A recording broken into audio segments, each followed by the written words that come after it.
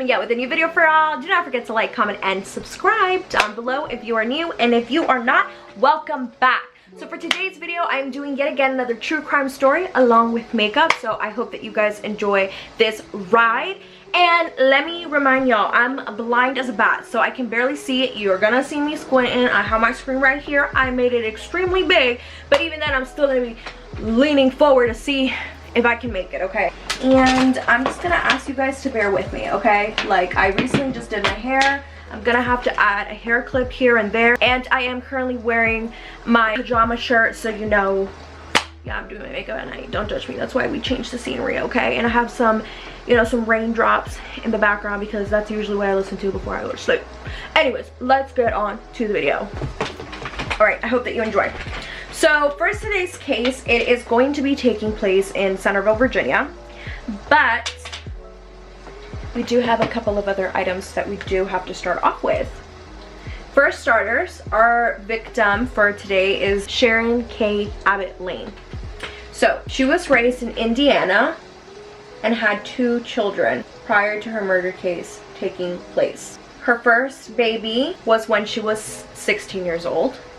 This is when she was living in Hammond, Indiana. And her second baby was when she was 19 years old. She had a daughter and a son. Her daughter's name is Kimberly Lane, with a beautiful first name, just like mine. And her son's name is Michael Lane. Sharon was described as someone who was into drugs and basically ran with the wrong crowd.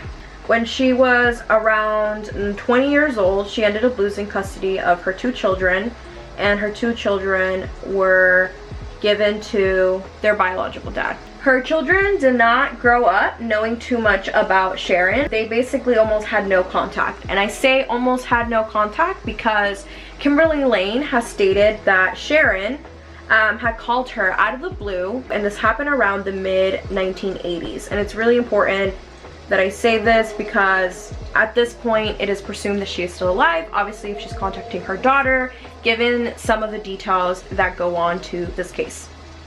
She basically ended up asking Kimberly, do you still love me? And you know, I'm gonna give you my phone number and in case you want to stay in touch. And unfortunately, Kimberly did not stay in touch with Sharon. And in this case, Kimberly would have not known at the time that that would have been the last time she had ever had contact with her mother. Although Kimberly did not stay in contact with her, Michael tried to track down their mother. He wanted to have a relationship with her, but unfortunately most of the relatives that knew Sharon when she was alive did not know of Sharon's whereabouts. It was believed that her own family thought that she ended up running away on her own accord. And this is really important because they did not report her missing, which meant that basically they believed that Sharon was still alive, and how would they have known, as in her family, how would her family have known that she was missing if they thought that she was gone? So that meant that she was estranged from most of her family members. So from the reports that I've read, Sharon's dad had stated that the last time that he heard of Sharon was in 1987. And there was a phone call that he received while she was in jail where Sharon was asking for bail money. And then about 3 to 4 years later from this incident happened, Sharon's dad would receive a phone call from a woman. Mind you, it was anonymous, okay? Which makes it really eerie because to me, it seems like somebody knows something. I mean, clearly, if they're having this phone call with Sharon's dad, first of all, you would have had to track down Sharon's dad. And on top of that, you know, if you knew Sharon, then you probably knew that she was estranged, and who knows. So basically he received a phone call from an anonymous woman in the early 90s stating that Sharon was dead. Now my question, and I'm sure your question, is, well, what happened during that time frame? Well, on December 6, 1993, Sharon was discovered by landscapers in a shallow grave by a cedar tree. This happened at 6800 block of Savsburg Drive in Centreville, Virginia. Mind you, at this point, Sharon's body had been missing for up to 6 years.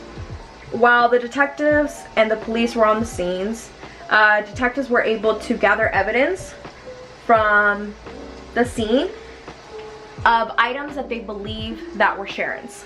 So among these items, there was jewelry. From a report that I read, there was earrings that were covered in gold with aqua swirls. There was deteriorated clothing, a red comb, and a yellow beret. And then white Huarache sandals with Native American designs, indicating that this case or Sharon's death happened during the warmer months, so probably around spring or summer. And there was a quarter around the scene that was dated to 1980. I also think that it's really important to mention Sharon's teeth, just because this was something that was really big, and a part of just kind of like the research that I found was that she had previously cared for her teeth, but in the years leading up to her death, she did not take care of her teeth too much. She had reduced her dental hygiene habits, and they found that she had 5 molars that were missing, and there was evidence of her teeth decaying. Her teeth were also stained, presumed to be yellow, and they assumed that this was because she was a smoker. She also had a gap, and on top of that, she had cosmetic filler in her front teeth, which were in place just to help with the front teeth. They also found, and I'm not sure if I can say this, but a herniated vertebrae. So like her vertebrae wasn't 100% straight, and this suggested that she ended up having a job where she probably had to lift heavy items. So it was determined that she had suffered several stab and knife wounds to her upper body. Experts at the time did not know who it was, so obviously she was considered a Jane Doe, and they thought that the remains were of a woman between the ages of 28 to 39 years old. Her body was then examined by the Smithsonian anthropologist, and in 2011, the case was entered into the National Missing and Unidentified Persons System. So, in other words, it is called NAM-US, N-A-M, uppercase U-S. And her identification code was UP8493. So Sharon would have been around the age of 34 at the time that her body was found. But it was not until December 2022 that Sharon's body was ID'd through advanced DNA testing and forensic grade genome. I'm not sure if I can even say that word. And this was provided by a Texas company known as, not me struggling, Othram Inc. Detectives were then able to identify family members that were related to Jane Doe, which is Sharon, but they did not know that at the time. And the sheriffs from Fairfax County were able to get help from the Jackson County Sheriff's Office in Georgia, which led to Sharon's brother, and then Sharon's brother was able to get in touch with his niece and nephew. And from that point on, Kimberly was then able to give her DNA to a match, which then confirmed that it was Sharon. Once the police were able to identify that it was Sharon and they confirmed it, they got in contact with the family, and Kimberly was said to say, and I quote, "I'm very thankful for the Fairfax Police Department for not giving up, to actually help us get closure, and for pursuing this for so long." Because mind you, at the time when this was discovered, it's been over 20 years at this point. And she said this while she was crying. So, I mean, I can't even imagine, you know, you lose your mom when you're a baby, and then you're able to figure out what happened to your mom, and then also just like, you know, it could be like my mom left me, and you have this thought process, but then in reality it's not a decision that your mom ended up making. It's just she was taken from this earth way too soon. I think I'm gonna add a little razzle dazzle, and by that little razzle dazzle, because I prefer more natural makeup now, guys, my on trend is to add a little pink highlight, but even then, like, it's still not crazy like it used to be back in the day for me. I don't know, I'm hoping that you can kind of see. It's kind of, I don't know if I have like really weird lighting right now. Now, I'm so sorry if you hear my dog barking. Okay, now her son Michael said, "I would rather know this than not. It does give some closure." Mind you, he did try to reach out to Sharon's sister and claim that she also received a phone call in the early 1990s, specifically from what I read in 1991, of yet again, a woman screaming, saying, your sister's dead, your sister's dead. So if the father received a phone call and then Michael's saying that his aunt received a phone call, it just makes me feel like, what is going on?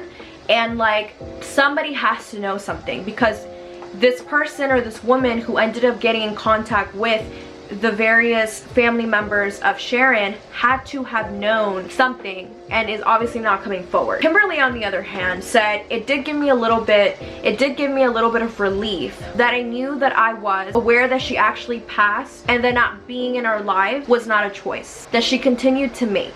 I don't know a lot about her. I really want to see who was responsible and brought to justice. Now, the reason, look at my crazy hair right now.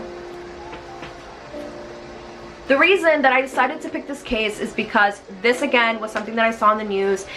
This happened in December 2022 when kind of like the news was breaking out of just, you know, the DNA evidence and everything. But I do want to say, like, it is just something that, you know, there's currently also a reward. I think it's like between $100 to like $1,000 that anybody has any tips to please let the Fairfax County Police know.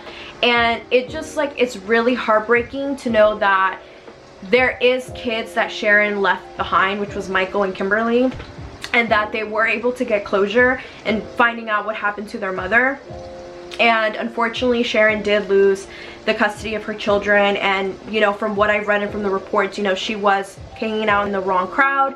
And I don't necessarily have a theory as to what happened, but the fact that there is a woman who is going around giving a phone call, or gave a phone call in the early 1990s to Sharon's family member, makes me think that Sharon was able to share at least some sort of personal details about her upbringing and the fact that she was estranged from her family, and maybe even said that she didn't feel support from her father. And I only argue that because, you know, Sharon did reach out to her father at the end of the 1980s to try to get bail money. And of course, you know, if your daughter or if anyone is going through something bad and they're asking for bail money, who knows if they're bound to go back to jail. And I don't really, obviously I don't know the family, and my heart goes out to them, especially Kimberly and Michael, and to Sharon's siblings who finally were able to figure out what happened to her, and to Sharon's father and mother as well, if they are still alive. And I really hope that you guys enjoyed this video. If anybody knows anything, you know, I really do suggest giving a tip, because finding this murderer is very important for this family, especially since Kimberly says, you know, I really do hope that there is justice. And even though this did become a cold case, it just shows you how fascinating DNA is and how much is, you know, able to get there. Now, I did not find any sort of evidence or any sort of in my research of there being DNA from the perpetrator or from the murderer or anything like that.